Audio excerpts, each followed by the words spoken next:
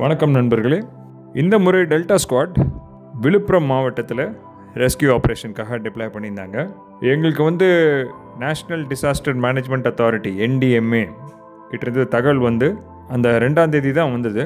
2ஆம் தேதி காலையிலேருந்தே சில தாசில்தார் மற்றும் டெப்டி கலெக்டர்கிட்டேருந்து ரிக்வெஸ்ட் வந்தாலும் அதை நாங்கள் உறுதிப்படுத்துறதுக்காக நேஷ்னல் டிசாஸ்டர் மேனேஜ்மெண்ட் அத்தாரிட்டியில் அதை கொண்டு போய் சேர்த்தோம். அப்புறம் அவங்க அதை கன்ஃபார்ம் பண்ணிவிட்டு நீங்கள் டைரெக்டாக கலெக்டர்கிட்ட கோஆர்டினேட் பண்ணிவிட்டு கிளம்பலாம் அப்படின்னு சொன்னாங்க. அப்போ கலெக்டர் எங்களுக்கு 2 லொக்கேஷன் முதல் சொல்லியிருந்தாங்க. பட் ஃபர்தராக கிளம்பும்போது தான் எங்களுக்கு தெரிய வந்தது திருவெண்ணைநல்லூர் அப்படின்ற ஊர் தான் ரொம்ப எஃபெக்ட் ஆகிருக்கு அப்படின்னு.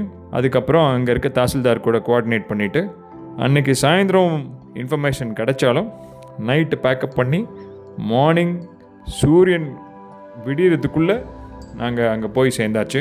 வயநாடில் ஆகஸ்ட் பார்த்ததுக்கப்புறம் அடுத்த ரெஸ்கியூ ஆப்ரேஷன் இப்போ பார்க்குறோம்.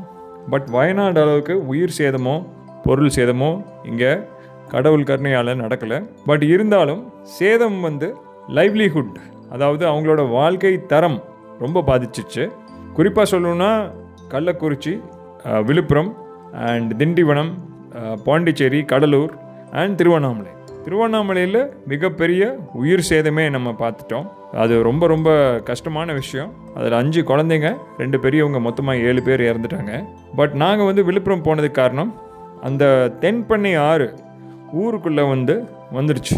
அப்போது சில ஏரியாஸ் எல்லாம் யாருனாலையுமே உள்ளே போக முடியல.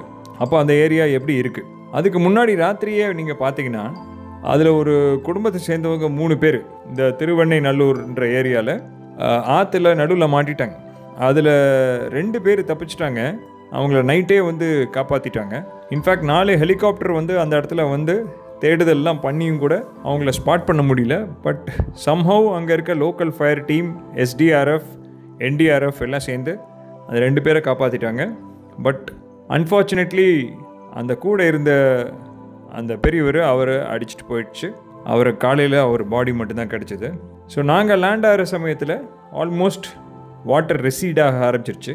ஸோ ரெஸ்கியூ கேஸ் எங்களுக்கு எதுவும் இல்லை, உண்மை அதுதான். பட் இருந்தாலும் சில ஊர் இந்த தென்பண்ணை ஆறு உள்ளே வந்ததுனால தண்ணி பாலத்தையும் ரோடையும் அடிச்சுட்டு போயிட்டனால கட் ஆயிடுச்சு. அப்போ அதில் மெயினான ஊர் அப்படின்னு பார்த்திங்கன்னா மலவராயனூர் அப்படின்ற ஒரு ஊர், விஷால் நகர், அதெல்லாம் இல்லாமல் ஒரு 5 வில்லேஜஸ், மரங்கியூர், சேதூர், பையூர், கொங்ராயனூர், இந்த ஊரெல்லாம் பார்த்திங்கன்னா சுற்றி தென்பண்ணை ஆறு சூழ்ந்துருச்சு. அப்போது அந்த பக்கம் இருக்க மக்கள் வெளியிலேயே வர முடியல. ஏதோ ஒரே ஒரு வழியில் மட்டும் சில 2 வீலர் வந்துட்டு இருந்ததாக கேள்விப்பட்டோம். ஸோ அதைத்தான் நாங்கள் கன்ஃபார்ம் பண்ணிக்கிறதுக்காக ஃபைனலாக ஒரு போட் லான்ச் பண்ணி உள்ளே போய் பார்த்துடலாம் அப்படின்னு முடிவு பண்ணோம். எப்போவுமே நாங்கள் டெல்டா ஸ்குவாடோட நோக்கமே என்னென்னா, எந்த படையுமே உள்ளே போகலையோ, அங்கே சிச்சுவேஷன் என்னன்னு தெரியலையோ, அதை நாங்கள் கேட்டு வாங்கி நாங்கள் உள்ளே போய் எங்களால் முடிஞ்ச உதவிகளை செய்வோம். இந்த முறை பார்த்திங்கன்னா ஒரு ட்ரோன் டீம் எங்களோட வந்திருந்தாங்க. அவங்க சர்வேலன்ஸ் ட்ரோன்ஸில் எக்ஸ்பர்ட்ஸ். இந்த சர்வேலன்ஸ் ட்ரோன்ஸ் என்ன பண்ணோம் அப்படின்னா, நாம் மேனுவலாக உள்ளே போகிறதுக்கு முன்னாடியே எந்த அளவுக்கு பாதிப்பு இருக்குது, எங்கெல்லாம் ரோடு இருக்குது, இல்லை ஏதாவது அசம்பாவிதங்கள் நடந்திருக்கா, உயிரோடு எத்தனை பேர் இருக்காங்க, யாராச்சும் ஆற்றுல அடிச்சுட்டு போயிருக்காங்களா அப்படின்னு செக் பண்ணுறதுக்கு ரொம்ப உதவியாக இருந்தது. அப்போ அந்த சர்வேலன்ஸ் ட்ரோனை இயக்குனவர் திரு கோபிநாத், அவரும் எங்கள் கூட வந்திருந்தார். அப்போது இப்போ இந்த தடவை நாங்கள் ஒவ்வொரு முறையும் உள்ளே இறங்குறதுக்கு முன்னாடி அந்தந்த ஏரியாவை ஏரியல் சர்வே பண்ணிவிட்டு அதுக்கப்புறம் தான் உள்ளே இறங்கணும். அதாவது கிட்டத்தட்ட ஒரு 2-3 கிலோமீட்டர் வரைக்கும் அந்த ட்ரோன் போய் முன்னாடியே எங்களுக்கு வீடியோ கேப்சர் பண்ணி காமிச்சிடும். அதே மாதிரி எந்த இடத்துல இறங்கலாம், எங்கே டெப்த்து கம்மி, அதெல்லாம் பார்த்ததுக்கப்புறம் தான் நாங்கள் உள்ளே இறங்கணும். அதே மாதிரி அங்கே இருக்க ஊர் மக்கள்கிட்ட நாங்கள் ஒவ்வொரு விஷயத்தையும் விசாரிச்சுட்டு தான் உள்ளே இறங்கணும். இப்போ என்கிட்ட பேசிகிட்டு இருக்கிறது வில்லேஜ் அட்மினிஸ்ட்ரேட்டிவ் ஆஃபீஸர், அது இல்லாமல் அங்கே இருக்க பஞ்சாயத்து பிரசிடெண்ட்டு, ஊர் மக்கள், இவங்க எல்லார்கிட்டையும் நாங்கள் சிச்சுவேஷனை கேட்டுட்டு உதவி தேவைப்படுமா அப்படிங்கிறத தெளிவாக கேட்டதுக்கு அப்புறம் தான் உள்ளே இறங்கணும். அதுவும் அப்படி இறங்கினா என்ன மாதிரி உதவி தேவைப்படும், என்ன சூழ்நிலை அங்கே இருக்குது. ஸோ எங்ககிட்ட சொன்ன ஒரே விஷயம் என்னென்னா, உயிருக்கு பயம் எங்கேயுமே கிடையாது. யாருமே லைஃப் த்ரெட்டில் இல்லை. ஆனாலும் ஒரு 6 நாளாக வெளியில் வர முடியாத ஒரு சூழ்நிலையில் இருந்தனால நாங்கள் அங்கே உள்ள என்னதான் சிச்சுவேஷன், அப்படி யாராவது எமர்ஜென்சியில் வெளியில் வரணும்னா அவங்கள கூப்பிட்டு வரலாம் அப்படிங்கிறதுக்காக நாங்கள் ஸ்பெஷலாக அங்கே இருக்க டெப்டி கலெக்டர்கிட்ட ரிக்வெஸ்ட் பண்ணி, deputy collector and additional collector Shruthan IAS அப்படின்னு நீங்கள் கேள்விப்பட்டிருப்பீங்க, நம்ம ஆக்டர் சின்னி ஜெயந்தோட பையன், அவர் அங்கே தான் போஸ்டிங்கில் இருக்கார் அடிஷ்னல் கலெக்டராக. ஸோ அவர்கிட்டையும் பேசி இந்த போட்டை நாங்கள் ஒரு 2 ஹவர்ஸ்க்குள்ளே இறக்கிட்டோம். ஸோ அந்த ஏரியாவில் இந்த தென்பண்ணை ஆற்றுல ஃபஸ்ட்டு இறங்கின போட்டு இதுதான். ஸோ இந்த போட்டை வந்து நாங்கள் எடுத்துகிட்டு அந்த 5 வில்லேஜோட சிச்சுவேஷன் பார்க்கறதுக்காக போயிருந்தோம். நான் முன்னாடியே சொன்ன மாதிரி மரங்கியூர், சேதூர், பையூர், கொங்கராயனூர் மற்றும் இன்னொரு வில்லேஜ், இந்த 5 வில்லேஜஸையுமே தண்ணி வந்து சூழ்ந்துருச்சு. அது ஒரு தீவு மாதிரி, தனி தீவு மாதிரி ஆகிட்டனால அங்கே இருக்க மக்கள்னால ஒரு 6 நாளாக, அதாவது இந்த மழை என்னைக்கு ஆரம்பிச்சிச்சோ அன்றைக்கே வந்து அங்கே இருக்க ரோடு கட் ஆயிருச்சு, பாலம் கட் ஆயிருச்சு. அதனால் ஒரு 6 நாளாக வெளியில் வர முடியாத ஒரு சூழ்நிலை. வெளியிலேருந்து யாரும் உள்ளே வரல, உள்ளேருந்து யாரும் வெளியில் போகல. நான் முன்னாடி சொன்ன மாதிரி ஒரு பைக்கு வர அளவுக்கு ஒரே ஒரு பாதை இருந்தனால அவங்க மட்டும் ஏதோ வந்து போயிட்டு இருந்தாங்க அப்படின்னு கேள்விப்பட்டோம். பட் ஆனால் அங்கே இருக்க பெண்கள், பெரியவங்க, குழந்தைங்களை எப்படி தூக்கிட்டு வருவாங்க, ஸோ சிச்சுவேஷன் என்னன்னு பார்க்குறதுக்காக நாங்கள் போட்டை லான்ச் பண்ணி உள்ளே போனோம். அங்கே ஃபுல்லாக பார்த்திங்கன்னா சேரும் சகதியும் தான். அந்த போட்டில் பெரிய ஒரு ரிஸ்க்கே என்னன்னு பார்த்தீங்கன்னா, அந்த கரையை போகும்போது வாட்டர் ஃபோர்ஸ் வந்து ரொம்ப அதிகமாக இருந்தது. வாட்டர் கரண்ட்டு, அதாவது தண்ணி அடித்து தூக்கிட்டு போயிட்டு இருந்தது. நீங்களே பார்க்கலாம், அவ்வளோ பெரிய போட்டே வந்து தள்ளிட்டு தான் போச்சு. அப்போ அதில் பெரிய ரிஸ்க்கு, இந்த போட்டு கவுந்துச்சு அப்படின்னா நாங்கள் எப்படியாவது பொழைச்சிக்குவோம். அதே மாதிரி இந்த போட்டை இயக்கிறவங்களுக்கும் எப்படி அதுலேருந்து வெளியில் வரணும்னு தெரியும். பட் யாராச்சும் கூப்பிட்டு வந்தோன்னா அவங்களுக்கு ரிஸ்க் இருக்குது. ஸோ அதனால தான் எங்களை மாதிரி ஒரு ரெஸ்கியூ டீமை இதில் டிப்ளாய் பண்ணுறாங்க. ஏன்னா அந்த ரிஸ்க்கை நாங்கள் வந்து எப்படி ஹேண்டில் பண்ணணும் அப்படின்னு ட்ரைனிங் எடுத்திருக்கனால ஃபுல்லாக எக்யூப்மெண்ட்ஸோடு தான் எப்போவுமே போவோம். எக்யூப்மெண்ட் இல்லாமல் எந்த ஒரு ஆளையும் நாங்கள் இது வரைக்கும் காப்பாற்றினதே இல்லை. அப்படியே காப்பாற்றக்கூடிய சூழ்நிலை வந்தாலும் எங்ககிட்ட போதிய எக்யூப்மெண்ட் இல்லைன்னா அவங்கள அங்கேயே வெயிட் பண்ண சொல்லுவோம். ஏன்னா அவங்க இருக்க இடம் அதோட சேஃபாக இருக்கும். ஸோ அவங்கள ரிஸ்க் எடுத்து தண்ணிக்குள்ளே இறக்குனதுக்கப்புறம் சும்மா இருந்தவங்கள நம்ம ரிஸ்க் எடுக்க வைக்கக்கூடாது அப்படிங்கிறதுல தெளிவாக இருக்கோம். நாங்கள் இப்போ நீங்கள் பார்த்தீங்க, நாங்கள் உள்ளே போய் இந்த சிச்சுவேஷன் அசஸ் பண்ணுறதுக்காக நாங்கள் உள்ளே போகிறோம். நீங்கள் அந்த போட்டு போகிற பாதையை நீங்கள் பார்க்கலாம். ரொம்ப எல்லா மரங்களுக்கும் செடிகளுக்கும் நடுவில் தான் நுழைஞ்சு உள்ளே போகிறோம். ஸோ ஒரு முறை போயிட்டு வந்ததுக்கப்புறம் அங்கே என்னென்ன தேவைகள் அப்படின்னு தெரிஞ்சுட்டு வந்ததுக்கப்புறம் அங்கே இருக்க ஊர் மக்களே சில பேர் ப்ரெட்டு, பிஸ்கட்ஸு, தண்ணி இதெல்லாம் கொண்டு போகிறாங்க. இதான் முதல் முறை போகுது அந்த ஊருக்கு. போன முதல் செட் ஆஃப் ரிலீஃப் மெட்டீரியல்ஸ் இது தான்.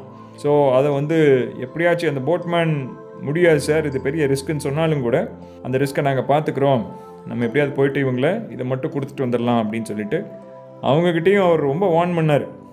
போட்டு கவுந்ததுன்னா பெரிய ரிஸ்க் எடுக்கிறீங்க அப்படின்ட்டு. அதனால் நிறைய பேர் ஏற்றலை. அந்த ஊர் தலைவர் அது சம்மந்தப்பட்ட ஒரு 2-3 பேர் தவிர வேறு யாரும் ஏற்றாமல் அந்த மெட்டீரியல்ஸை மட்டும் ஏற்றிட்டு அவங்களுக்கும் வந்து லைஃப் ஜாக்கெட்லேருந்து அத்தனையும் போட்டு விடுவோம். அதாவது போட்மேன் தவிர, ஏன்னா இந்த போட்மேன்லாம் வந்து யார் அப்படின்னா கடலில் மீன் பிடிக்கிறவங்க. இது வந்து மீன் பிடிக்கிற படகு தான். அப்போ அந்த கடலில் மீன் பிடிக்கிறவங்கனால அவங்களால கடல்லே சமாளிச்சிக்க முடியும் அப்படிங்கிறதுனால மட்டும் அவங்க லைஃப் ஜாக்கெட் வேண்டான்னு சொல்லிடுவாங்க பொதுவாக. பட் அவங்கள தவிர எல்லாரும் ஸ்ட்ரிக்டாக லைஃப் ஜாக்கெட் போட்டே ஆகணும். அதையும் மீறி அவங்க விழுந்தாங்கன்னா டியூப்ஸ் இருக்குது, ரோப்ஸ் வச்சு நாங்கள் செக்யூர் பண்ணி எப்படியாவது அவங்கள கரையில் சேர்த்துருவோம். ஸோ இதை தான் வந்து ஃபஸ்ட்டு அந்த ஊருக்கு போன ரிலீஃப் மெட்டீரியல்.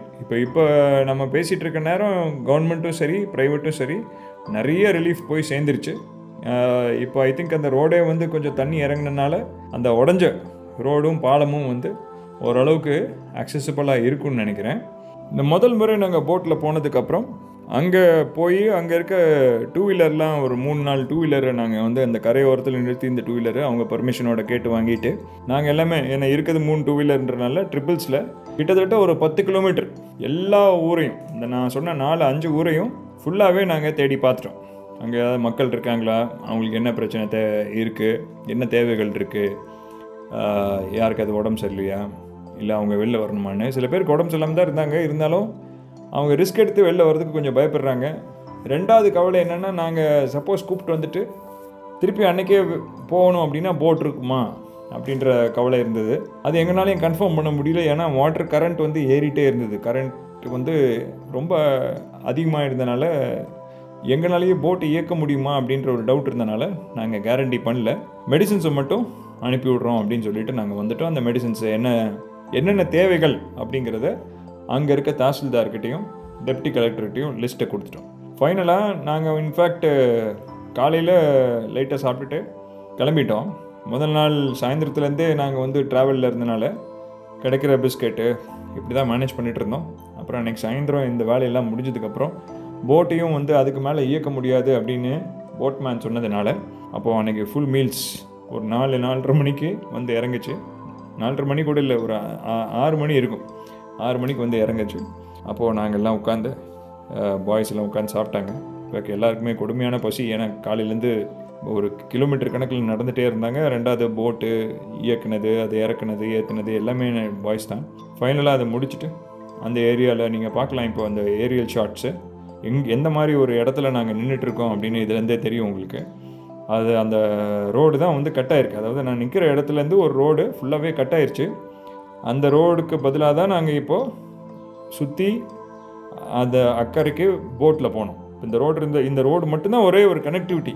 ஸோ இந்த 4 ஊருக்கும் அப்போ போட்டில் போயிட்டு அங்கே இருக்க சிச்சுவேஷனை நாங்கள் பார்த்துட்டு கவர்மெண்ட்டுக்கு ரிப்போர்ட்டை ஒன்று அன்றைக்கே கொடுத்துட்டு ஃபர்தராக அன்றைக்கி நைட்டே வந்து டீட்டெயில் ரிப்போர்ட் எப்போவுமே எங்களோடது ஒவ்வொரு நிமிஷமும் மினிட் பை மினிட் எங்கள் ரிப்போர்ட் வந்து எந்த நிமிஷத்தில் கிளம்பணுமோ எந்த நிமிஷத்தில் எங்களுக்கு வந்து இந்த ரிக்வெஸ்ட் வந்ததோ அந்த நொடியிலேருந்து அந்த ரெஸ்கியூ ஆப்ரேஷன் முடிகிற அந்த செகண்ட் வரைக்கும் மினிட் பை மினிட் நாங்கள் வந்து டாக்குமெண்ட் பண்ணிவிடுவோம்.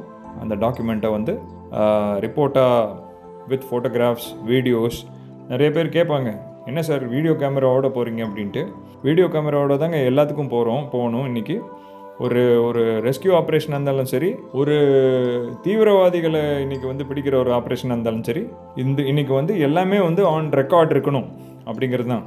சிலதை நம்ம வெளியில் காமிக்கலாம், சிலதை வெளியில் காமிக்க முடியாது. இவ்வளோ தான் வித்தியாசம். ஸோ இது ரெஸ்கியூன்றனால நாங்கள் வெளியில் இதை பப்ளிஷ் பண்ணுறோம். அதுலேயும் வந்து நிறைய வந்து நாங்கள் பார்த்த அந்த டெட் பாடி அதெல்லாம் வந்து இதில் சென்சர் பண்ணிட்டோம்.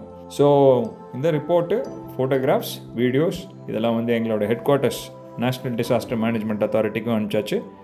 Copy to respective collector, Tamil Nadu state disaster management authority plus other officials involved. இந்த ஆப்ரேஷனில் யார் வந்து இதில் சம்மந்தப்பட்டிருக்காங்களோ அத்தனை பேருக்கும் ஒரு ரிப்போர்ட் கொடுத்தாச்சு. சொல்யூஷன்ஸையும் கொடுத்துட்டோம். அதில் வந்து என்னென்ன தேவைகள், எப்படி நீங்கள் இதை சால்வ் பண்ணலாம், அங்கே என்ன சிச்சுவேஷன், இந்த ஏரியல் ஃபோட்டோகிராஃப்ஸ் மூலமாக எக்ஸாக்டாக இப்போ எந்த இடத்துல எவ்வளோ பாதிப்பு இருக்குன்றதையும் கொடுத்துட்டு நாங்கள் கிளம்பியாச்சு. இந்த ரெஸ்கியூ ஆப்ரேஷனில் எங்களுக்கு பெரிய ஒரு ரெஸ்கியூன்ற வேலை வந்து வராத வரைக்கும் நல்லது தான். அதாவது உயிர்களை காப்பாற்றுவது ஒரு உண்மையிலே வந்து ஒரு பெருமையான விஷயந்தான், ஒரு பெரிய சாட்டிஸ்ஃபேக்ஷன் கொடுக்கக்கூடிய விஷயந்தான். ஆனால் அந்த மாதிரி ஒரு சூழ்நிலை வராத வரைக்கும் சந்தோஷம்தான். ஏன்னா அந்த மாதிரி மக்கள், பாதிக்கப்படுற மக்களுக்கு நம்ம வந்து சொல்யூஷனே சொல்ல முடியாது. ஸோ இங்கே விழுப்புரத்தை பொறுத்த வரைக்கும், சைக்ளோன் ஃபெங்கலை பொறுத்த வரைக்கும் அந்த மாதிரி ஒரு சிச்சுவேஷன் வரலை. பட் இனிமேலும் வரக்கூடாதுன்னு நம்ம கடவுளை வேண்டிக்குவோம். இந்த டிசம்பர் மாதத்தில் இன்னும் 2 சைக்ளோன் எதிர்பார்க்குறோம். அது வந்து அந்தளவுக்கு பாதிப்பு இருக்கக்கூடாதுன்னு நம்ம எல்லாருமே சேர்ந்து அவங்க கடவுளை வேண்டிட்டு இந்த மான்சூன் நமக்கு ஒரு பீஸ்ஃபுல் மான்சூனாக இருக்கட்டும், நல்ல மழை கொடுக்கட்டும், வறட்சியிலேருந்து நம்மளை பாதுகாக்கட்டும். So every operation is an opportunity, ஒரு நல்ல வாய்ப்பு தான். பட் நாங்கள் இந்த மாதிரி வாய்ப்புகள் வரக்கூடாது அப்படின்னு வேண்டிக்கிறோம். நீங்களும் அதே மாதிரி வேண்டிக்கோங்க. Thank you very much. Signing off for now. Delta Squad. Jai Hind.